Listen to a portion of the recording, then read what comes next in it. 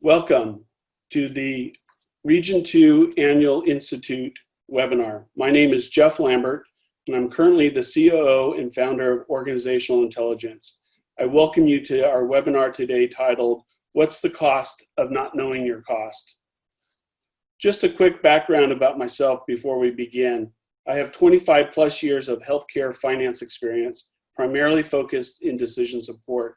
My experience includes technology, consulting, and operations. The last 16 years have been served as co-founder of OI. OI is a software provider of a comprehensive suite of decision support products, which include financial reporting, labor productivity, budgeting, operational, capital, and strategic, as well as cost data development. Prior to OI, 7+ years in Big Four consulting experience, where I focused exclusively on healthcare finance engagements. These engagements provided a great opportunity to observe over 20+ clients utilizing decision support, each a little differently. And prior to that, I had several years of operation experience focused on financial management reporting and implementing various systems. So cost accounting in healthcare has never been more important, but is often considered too difficult, expensive, or resource intensive for many healthcare organizations. Additionally, other critical applications such as EMRs have been the primary focus and resource drain over the last decade. However, our industry is undergoing significant change and pressure is coming from all stakeholders to lower the cost of healthcare. So today we're going to cover the basics regarding cost accounting. I will identify why the need for timely and credible cost accounting data has never been more critical. I will explain how and where cost data will add value to your organization. I'll describe the best cost accounting approach for speed and accuracy of unit cost. I'll summarize how to overcome implementation and ongoing maintenance challenges. And finally, I'll provide several examples of service line and financial management reports. Before I begin today, though, I would like to thank and express my gratitude to all healthcare providers for their heroic care during the COVID-19 pandemic. They are sacrificing so much to save and care for so many. Hospital finance teams will need to match their dedication in addressing many near-term challenges for their organizations. Among many initiatives, hospitals will need to actively monitor their KPIs in a more timely fashion, improve forecasting capabilities, and truly understand the profitability of key services and procedures.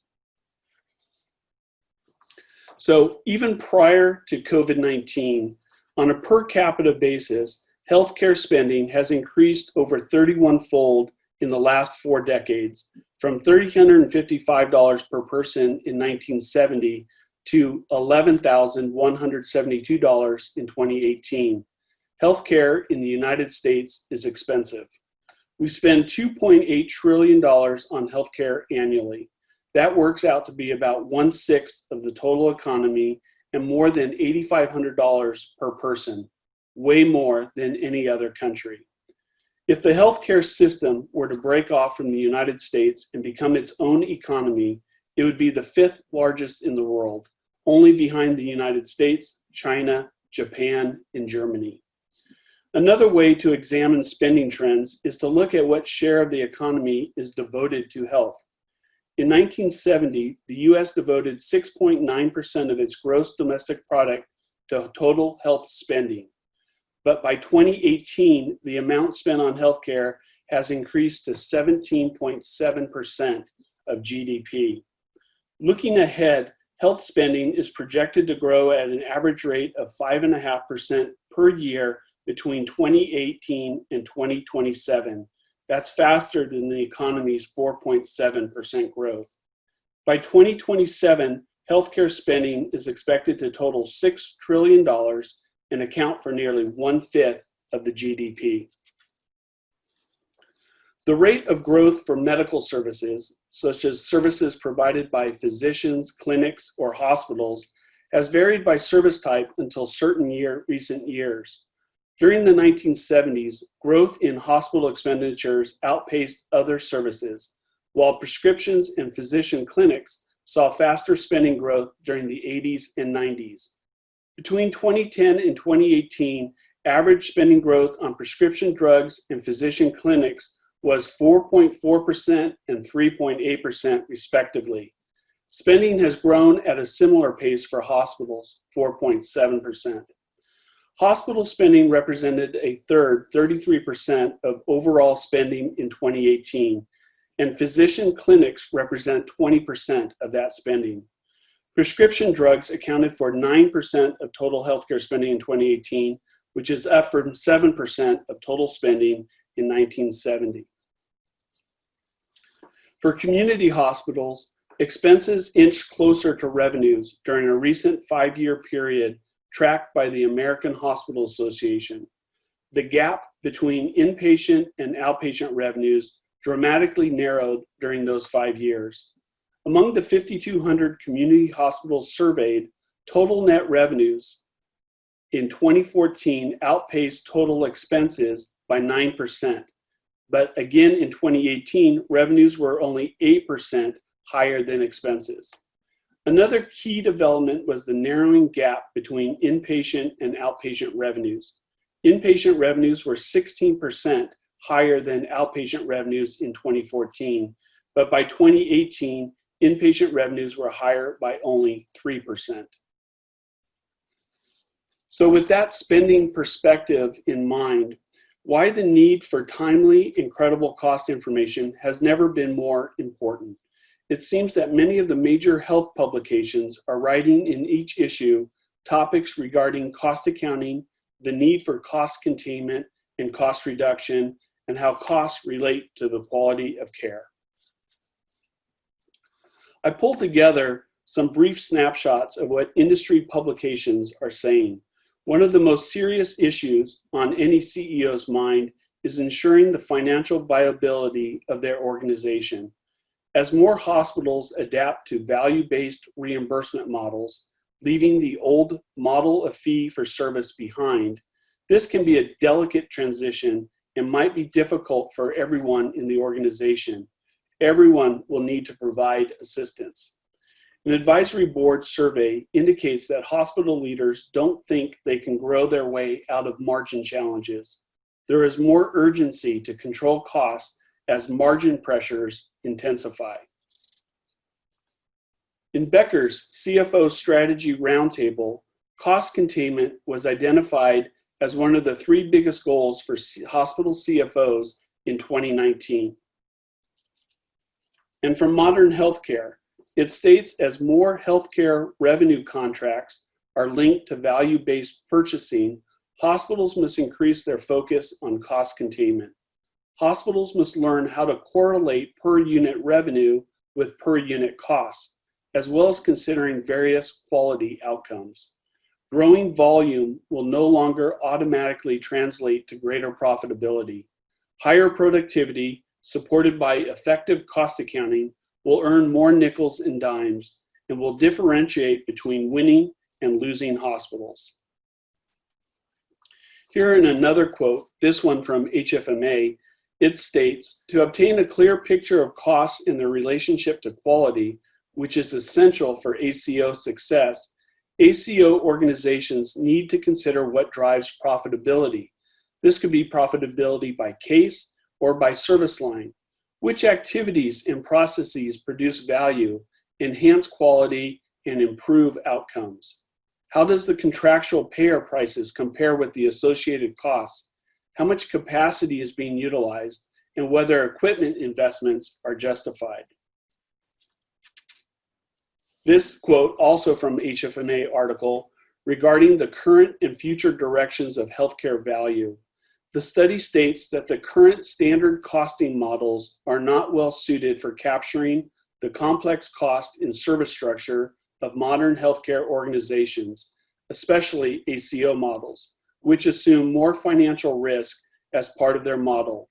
The problem is that the legacy models yield rudimentary cost allocations that fail to match resources and the related cost of resources, making it virtually impossible to make informed decisions that will improve financial results to meet ACO targets. So in my opinion, this slide may be the case for several organizations. Management simply doesn't have access to the costs of key operations. These are costs at the procedure level, as well as patient margins are unknown, while each and every day decisions are being made without this vital information. It is hard to think of any other industry where a CFO has difficulty explaining the profit margin at a detailed level for the top 10 products or services provided to their customers. Historically, we have based decisions on market share or revenue growth or enhancements, sometimes never considering the profit margin of such projects. I also find this quote from Robert Kaplan in the Harvard Business Review rather revealing. He states that the remedy to the cost crisis does not require medical service breakthroughs or new government regulation. It simply requires a new way to accurately measure costs and compare them with outcomes. These articles indicate that healthcare organizations need and will benefit with the implementation of a decision support cost accounting system. The data derived from these systems will absolutely be necessary to provide services to the ongoing changes.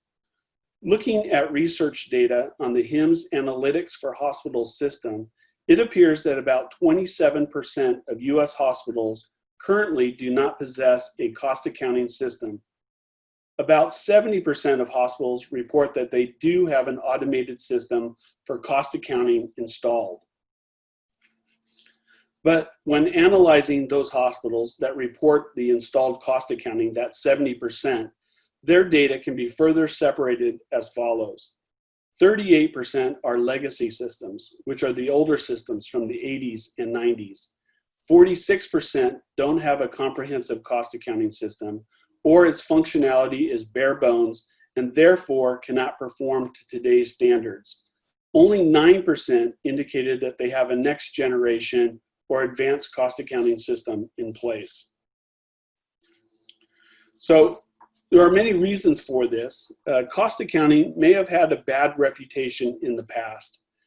Many reasons exist for hospitals not including cost accounting in their routine financial management reporting. The legacy systems were not user-friendly. They took as many FTEs as you had available to implement. Once implemented, they were difficult to maintain. Data changes were too difficult to expediently incorporate into the cost models. And then finally, they utilized rudimentary methodologies, such as RCCs. By the end of the day, these methodologies did not result in actionable data. They simply were not accurate and therefore not trusted by management. Let's now review how and where cost data will add value to your organization. I always like to begin by reiterating the obvious fact that top executives need to set the tone for the entire organization. This is key for this type of reporting. Successful cost accounting system implementations require a true commitment from executives and senior managers. Leadership from the senior team is the most significant factor in helping employees buy into and support these needed changes. And in reviewing data-driven organizations, they typically possess similar crucial elements. They contain data-savvy people. Users want to validate their hunches and assumptions with fact-based data, and thus understand their operations better. They strive to continually improve the quality of their data, realizing that they may never be 100% complete, but recognize data integrity that is truly actionable. They utilize state-of-the-art tools, those with tool sets that continually evaluate data integrity, which enable users to analyze data, not endlessly compile it. And probably most importantly, they exhibit organizational intent. They will use the data for decision-making. Sometimes it's easier to ingest data from many different sources that are historically present, as opposed to understanding the impact of KPIs. Immediate ROI opportunities exist for the use of cost accounting data. Common reporting and analysis needs include service line reporting for both inpatient and outpatient populations, contract evaluations when negotiating per diem rates as well as case rates, tracking financial and clinical performance improvement initiatives, labor productivity reporting as well as flexible budgeting, and improving and enhancing accountability throughout the organization by providing communication and collaboration channels. Cost data can and should be used across the entire organization. This slide illustrates the many examples of where cost data adds value. With current and future challenges facing our industry, the need for cost data is critical. Healthcare organizations need to understand the relationship between cost of care and quality outcomes to maximize their ability to deliver high-quality care at the lowest cost. Reimbursement is evolving towards value-based payment models that reward higher quality with lower cost with shared savings. Payment models include an element of risk, potentially substantial, and in one form or another, credible and detailed cost data are a key element in forming an accountable care organization and achieving effective population health management. Cost data combined with clinical data are facilitating advanced cost analysis and improvement initiative efforts. A comprehensive data set, including cost data, is required to identify, quantify, and measure clinical improvement initiatives.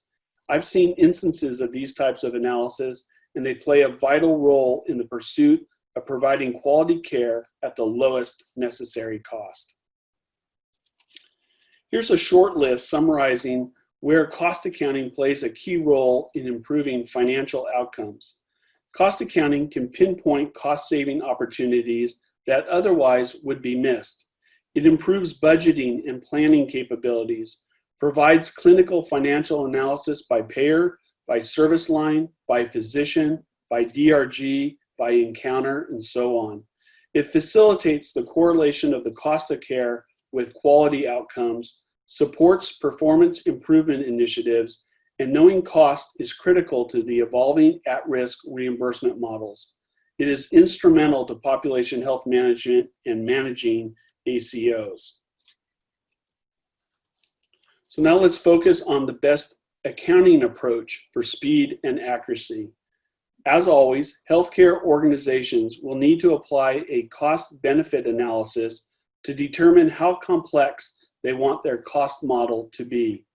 Considerations include the cost driver approach to include both professional and technical costing, understanding differing patient population costing, such as the 340B drug costs, and the inclusion of sophisticated EMR statistics as cost objects. Cost accounting is a system for recording and allocating cost of services provided to patients. Cost objects can include x-rays, lab tests, as well as room and board activity. There are a variety of methods to estimate the cost. They range from simple allocations to complex activity driver-based methodologies. So let's talk about the best cost accounting approach for speed and accuracy. The goal is to implement a cost accounting system as fast as possible, but with a high level of accuracy, and the cost of implementation needs to be kept as low as possible. The best possible approaches to cost accounting methodologies that are being used in hospitals today. It will focus on the approach that I feel makes the most sense given today's technology and also the resource constraints felt by many hospitals. The methodology selected is vitally important. While some methodologies are quick to implement, they yield inaccurate results, such as RCCs. Advanced cost accounting is a hybrid approach based on the cost driver or RVU methodology and the charge and description master providing the various cost objectives. What makes it different from just the straight cost driver methodology is that it incorporates an actual cost where available, price lists for key supply and pharmacy items, substituting for cost drivers, and incorporates non-chargeable activity. always remembering the goal is to improve the accuracy of the unit cost calculation. This slide represents the 4 main methodologies for cost accounting, focusing on the effort to implement and maintain versus the desired level of accuracy. At the very bottom left corner is the RCC method, or ratio of cost to charge. This methodology utilizes the ratio of expense to revenue. Various sources of calculating cost RCCs can be captured off the Medicare cost report or by utilizing individual departments' gross charges and expenses, calculating the ratio between the expenses and revenues on a per department basis, and then combining that together with a patient population study or utilization study to perform financial analysis. The RVU method is positioned in the middle of the screen. It utilizes relative value units to allocate cost based on estimated resource consumptions at the charge level. The advanced costing method further to the right utilizes the RVU method as its foundation, but it also incorporates a hybrid approach. This allows more sophistication in detail costing, which achieves greater accuracy. And finally, in the upper right corner is the ABC costing methodology. Activity-based costing goes beyond the charge item and incorporates non-chargeable activity for costing. It is more useful in specific areas of a hospital, but it is very labor-intensive to implement and maintain. It is often regarded as the most accurate methodology. Causality is at the heart of ABC. So for example, if the quantity of the activity driver increases 20%, then its activity cost should also increase 20%. The work activities are what consume the resource capacity expense. This graphic shows that we are interested in the total cost required for patient care. This includes direct cost as well as indirect costs.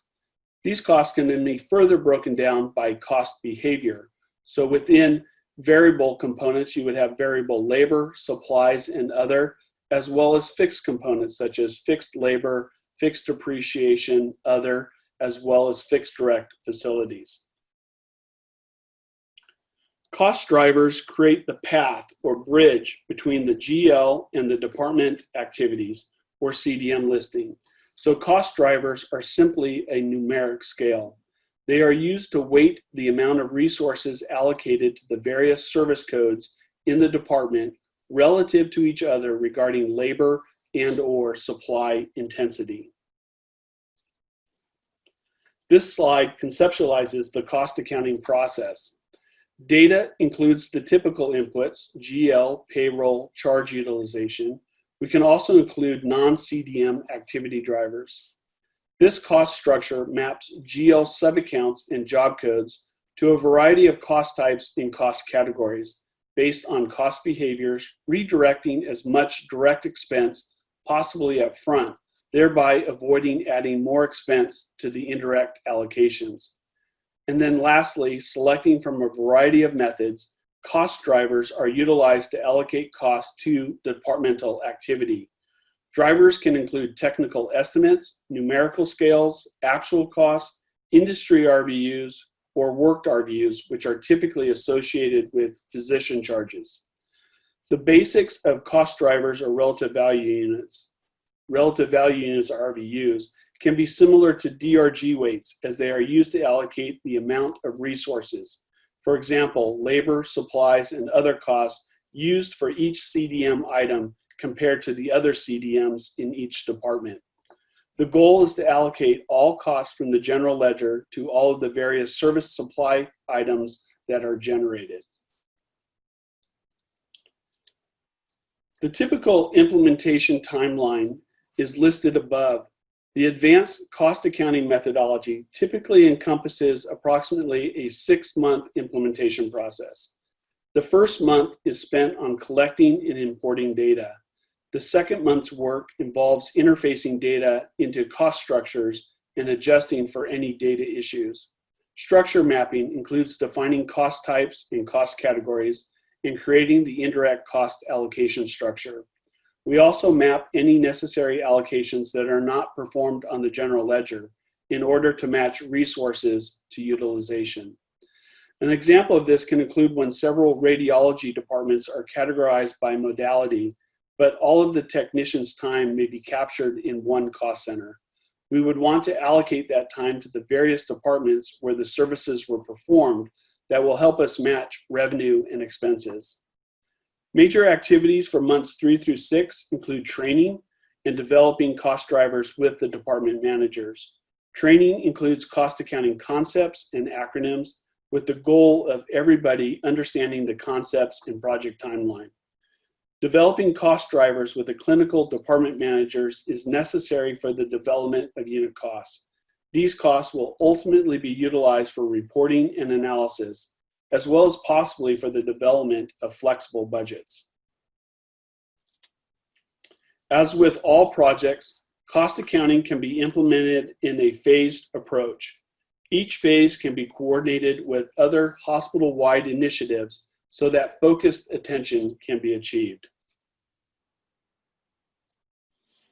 Other key considerations include having the ability to focus on relevant, actionable data, the 90% that is correct versus the 10% that is complex and is in process. Understanding how much historical data is worthwhile, and also the cost benefits of establishing complex indirect cost structures. So in this section, I'll address how an organization can overcome implementation and maintenance challenges. The project can sometimes be overwhelming based on a number of factors, including the availability of department management resources, also finance resources. Is there sufficient in-house knowledge of cost accounting, and do they possess the technology skills required? There are ways to make this project successful. Let's discuss how we can mitigate some of these issues. As mentioned, no doubt, cost accounting does have a bit of a bad reputation from past implementations performed in previous years. Cost accounting systems during those years were difficult to use and maintain and took a lot of effort to get them implemented. The time and effort to implement these systems can take longer than expected. Cost data accuracy and credibility can be sometimes questionable. Limited vendor support, too many other priorities that took precedent, or simply just a lack of participation by clinical managers. Developing cost drivers by technical estimate takes time and is sometimes difficult for non-financial managers. The amount of ongoing maintenance it takes the system to keep going and the cost could outweigh the benefits. These are some of the many challenges, so let's discuss how to mitigate them. I like to think of cost accounting as a team sport. Implementing cost accounting requires expertise from across the organization. Clinical department managers and proxies play a key role in providing technical estimates and resource consumption estimates when developing cost drivers. The cost drivers play the leading role as to where expenses are allocated and ultimately determine the accuracy of the individual activity level unit costs. From my experience, this is really the most critical and resource-intensive phase of the entire implementation process. It is also where there's a potential for less than desirable outcomes. On the surface, cost driver development seems straightforward. Clinical managers and proxies estimate the amount of resources using a numeric scale. Some hospitals can have up to 20,000 unique cost objects. It can become a major resource of time to develop into a black hole endeavor. I expect the cost driver development effort as the primary reason as to why many hospitals have not implemented a credible cost accounting solution and instead utilize an inaccurate method such as RCCs or other inferior estimation methods just to avoid advanced cost accounting. There are a number of factors that play into whether a cost accounting implementation and cost driver development project is successful or not, and any one of these factors can derail an implementation, which result in resource and time overruns and less than credible outcomes. So after all, cost driver development is more art than science. However, developing cost drivers doesn't have to be the roadblock to implementing a cost accounting system, a system that is just as critical as any other system required for the ever-evolving health finance environment. I've identified 8 development strategies to combat or mitigate these challenges, how to effectively meet the challenge of limited resources and intensity of cost data development. From many years of experience with cost data development and cost accounting implementation, these 8 strategies have evolved over the years and have been refined in order to streamline the implementation effort, but at the same time, ensure a high level of trust in unit cost quality and sustainability.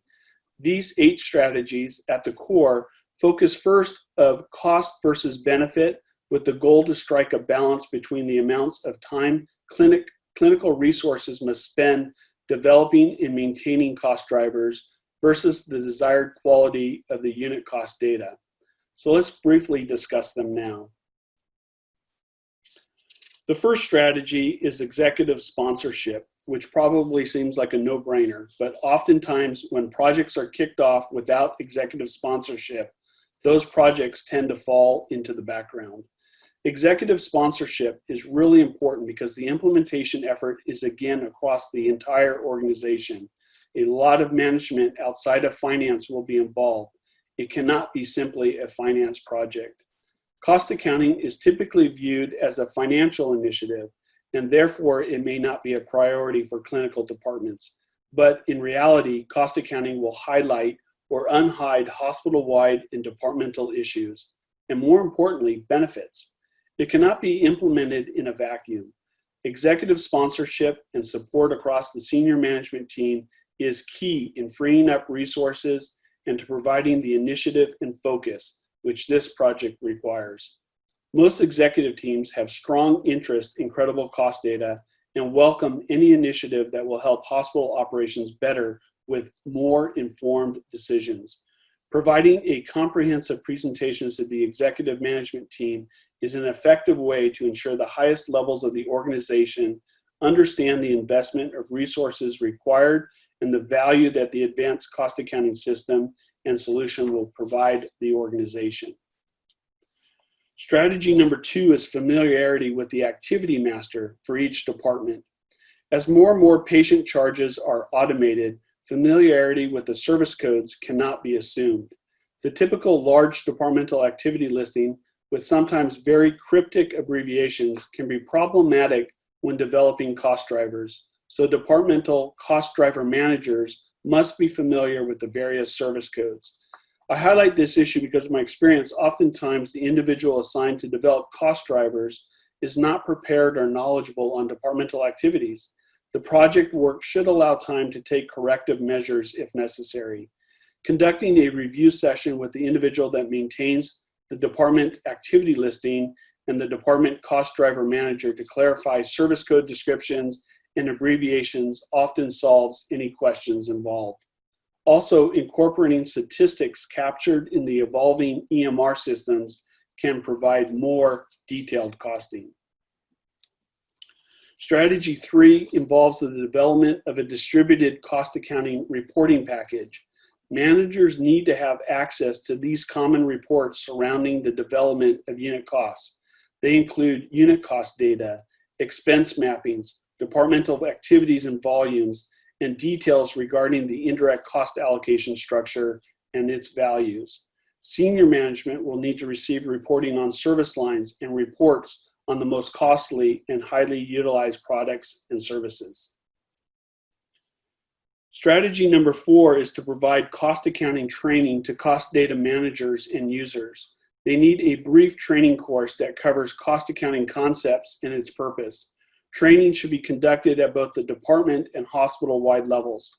Include basic cost accounting calculations and an introduction to the cost driver development process. Key benefits once the system is implemented should also be introduced early in the process to ensure all participants are ready, able, and willing to move forward. Training will provide cost driver managers with a solid foundation and a context upon which to develop cost drivers and build upon their base of knowledge. Future training should include topics in flexible budgeting, price mix volume efficiency variances, and case-based strategic planning. All of these topics are areas where cost accounting can be used and leveraged. The fifth strategy is to continually evaluate the matching principle.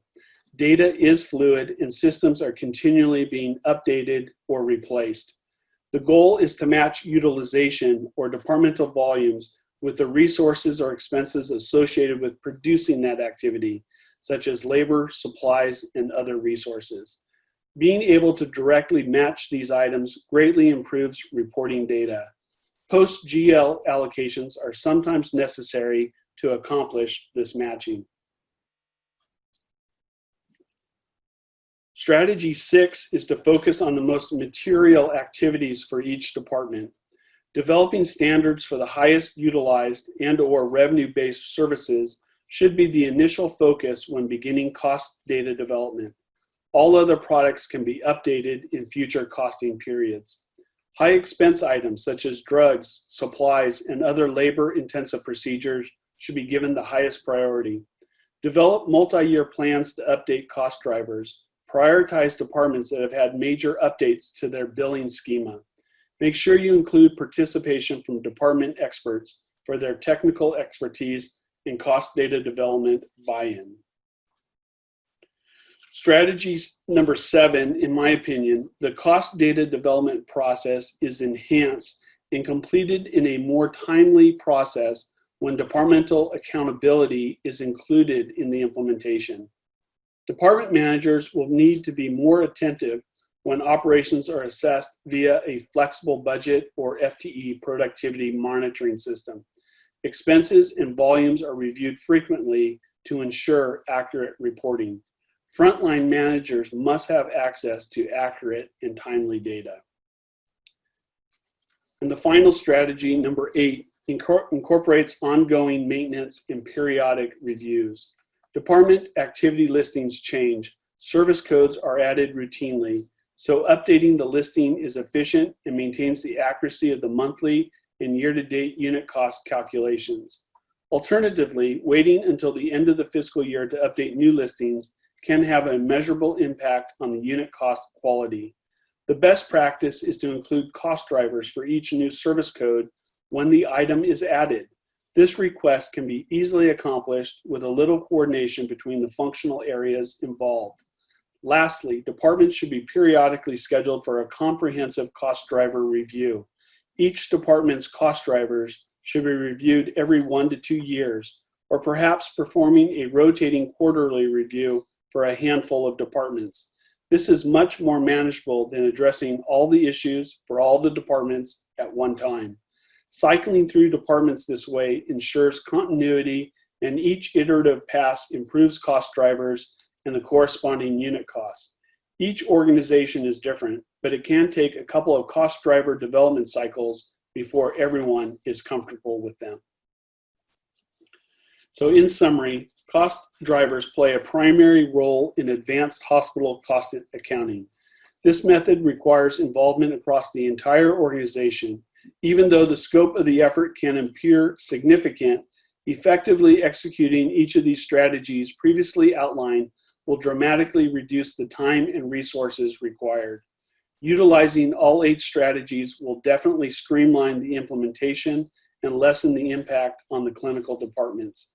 It will help ensure that the unit costs are credible and will typically shorten the implementation time from over a year to even possibly less than 6 months. As with all projects, a structured approach can improve the potential for success. The first step here, defining success, is key. Most often, hospitals build the cost model too complex in year 1 endeavors. A model that evolves with users' needs is most attainable.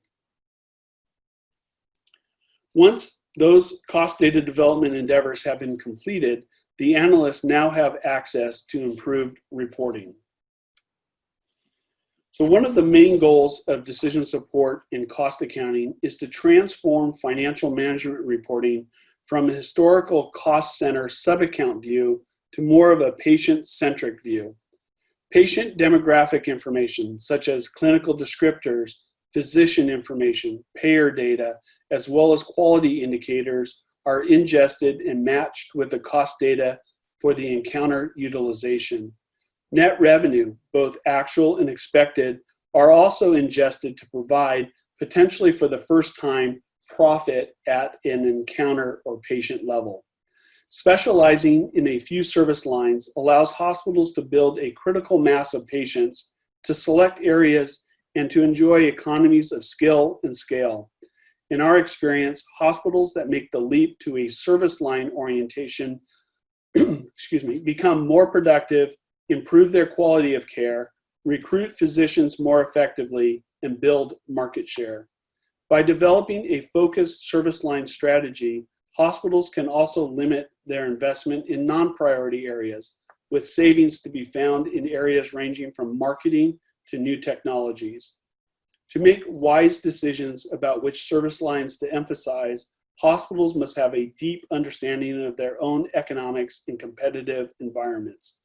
Furthermore, running a hospital with a service line orientation requires new approaches for recruiting clinical staff, for aligning its interests with those of the hospital, and for measuring success. Hospitals that succeed, whether or not they are nonprofit institutions, can reap tremendous quality, cost, and service benefits. They will become far more effective competitors as well. So let's review several examples. Service line performance reporting has been an element of healthcare provider organizations several decades, with financial outcomes serving as the primary data points and the finance team functioning as the biggest consumer of this data. Today, access to performance analytics that are structured around clinical service lines are needed by a broader set of stakeholders to support planning and performance improvement activities. At a more granular level, service line analytics may help answer the following questions. Which patients and services have the greatest impact on revenue? How are shifts in the service mix and volume impacting the hospital or health system's bottom line over time? How can physician or clinician behavior be influenced to reduce the cost of care? Can service duplication be reduced and value increased through service line delivery improvements? What are the strategic investments needed to address competitive pressures and improve accessibility of patient care? While the finance team remains the primary consumer of this data, the formulation and implementation of strategic and performance improvement initiatives is increasingly a partnership with operational and clinical leaders. The concept, "you can't manage what you don't measure," describes the call to action healthcare professionals must heed when seeking to improve the effectiveness of their business performance reporting. When focused on the customer and care delivery process, service line analytics can provide leading indicators to performance challenges. This data can also help identify areas where risk and opportunity may exist and guide the coordinated activities required across operational and process improvement teams. With these analytical tools and reporting in place, many organizations are designating service line leaders who function as executives accountable for understanding these trends, ensuring that course corrective activities take place and achieving appropriate outcomes. As with any analysis, you must have the ability to drill down into the information. So here, looking at the principal procedures within the cardiology service line. The introduction and timely dissemination of service line performance analytics should provide important insights into current trends that can be used to inform strategic and operational decisions. When used effectively, this information is integrated as a key dimension of planning models to support decisions related to strategic investment of capital dollars, simulation of impacts to revenue contracts, and growth and service rationalization. Enabling a trusted source of performance measures requires that data be gathered from a variety of different sources and domains. Ideally, this information presents a comprehensive view of performance in the context of the organization's overall business goals and objectives. Reliable reporting must consider updating the service line definitions, While historically service line definitions have been inpatient-centric, organizations are now incorporating procedures and diagnosis to better represent service lines attributes that span the full continuum of care. Incorporate more precise cost accounting methods. As more detailed analysis of cost of care trends and care variation is conducted, the demand to improve the accuracy of patient-level costs is also increasing. Establish a shared view of outcomes across financial and clinical leaders. As payment shifts to value-based care, finance and performance improvement teams must have visibility into outcomes in their respective areas. And finally, create a feedback loop that is more directly tied to strategic goals and objectives. With more analytics being measured across a greater number of sources, organizations must stay focused on the right analytics to measure the right things in the context of the strategy. You must also have the ability to view profit margins by attending MD, ordering MD, or principal surgeon. More and more physicians are becoming employees of hospital-based organizations, which increase the demand and value of cost accounting data. Employed physicians are aligned with and are incentivized by the organizations that employ them. This dynamic improves collaboration between physicians and hospital organizations and enhances the impact and value that cost data brings to the discussion. Providing engaged physicians with credible cost data can have a substantial impact on lowering the cost of care. Or viewing the data by major payer, either by financial class all the way down to the insurance code. This information can substantially provide contracting with patient utilization, cost and profit details during various negotiations. With the ability also to drill down into the lowest level of details, like down to the DRG level. This type of analysis is sometimes required. And eventually, all the way down to the individual encounter or patient. This could potentially allow an analyst to compare the cost effects of a patient with specific quality indicators versus other patients, or the cost of one physician versus his or her peer group.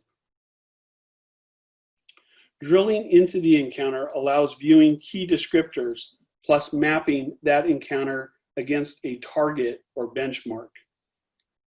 With the ability to annual utilization and cost by either day of service, so what was charged on day 1, day 2 of the patient stay, or by departmental utilization.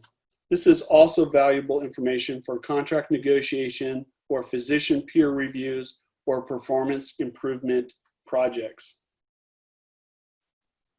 Decision teams also need access to dynamic dashboards to analyze data. Clicking on any field updates the entire dashboard with the latest parameters. This allowed decisions to be made more efficiently, not wanting to wait until finance reconfigures spreadsheets to answer the inevitable additional questions that are queried. Also, proactive scheduling these reports to be delivered to management via email can point out issues sooner than later.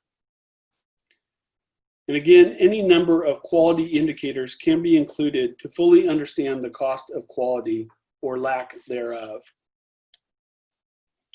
So the modern decision support and healthcare analytical system must be able to provide data to the entire management team of a healthcare organization. Access and functionality are key. Current data, not months-old stale data, must be provided to support business intelligence, performance management, and analytics requirements. Now, more than ever, managers will need to review KPIs pertinent to their operations. These key stats can include utilization stats, financial labor ratios, quality indicators, as well as many other metrics. Also, allowing managers access to point and click through departmental performance reports are needed to compare actual and budget variances. Also, providing the ability to drill down to specific account level details. These include GL entries, AP invoices, or material management records. Trend analysis investigations will assist in understanding expense relations with differing levels of utilization statistics. The goal is to improve communication and collaboration throughout the hospital organization. A key tool can be variance analysis, where responsibility reporting allows all departmental leadership to comment on material variances based on percentages and dollar materiality. In addition to understanding why a variance is occurring, another key goal is to clean up any accounting issues or errors before the data flows to the cost accounting module. Since labor typically is greater than 60% of total operating expense, you must be able to allow managers the ability to point and click their way through various labor productivity reports. This also cleanses data for cost accounting and budgeting initiatives. And finally, encounter profitability information can be utilized for the development of a guideline budget tied to a strategic plan or other business development forecasts. So from the previous examples, it's quite evident that decision support systems ingest an incredible amount of data from disparate systems. Multiple feeds of the same data for different purposes, such as financial reporting, budgeting, and cost accounting, can further complicate matters. Analysts spend their entire time compiling and reconciling data as opposed to analyzing data. This much data manipulation can cause confusion and errors. This means you're jeopardizing your planning, clinical financial integrity, and data governance on a daily basis. The goal of decision support system is to become the single source of truth. Data is sent once and flows throughout the system. This gives peace of mind to the CFO and the finance team that they are viewing data that is fully reconciled. So finance always wants to improve their position at the decision-making table. With fact-based data behind each decision, their role can evolve from an analyst, where we're typically asked, what do you want to analyze, to an expert, where we're asked, what does the data show, to an advisor, what do you think of the analysis, and ultimately our goal is to become a partner, where we're asked, what should we do? I'd like to finalize with the keys to success, the 3 pillars. You might be familiar with these. The keys to success, which can be displayed by 3 pillars: people, process, and technology. Each of these, in my mind, is equally important to ensure a successful implementation and a sustainable solution that will bring value to the organization. People. So cost accounting requires knowledgeable and experienced resources. They are necessary to achieve a successful implementation. Experienced resources know how to address an organization's unique data issues and determine the appropriate cost structure, account mappings, and most efficient cost driver development strategy. Collaboration across the entire organization, transforming a finance project to an organization-wide project, which involves everyone on cost accounting concepts, how the data will be used, and the value it brings to the organization.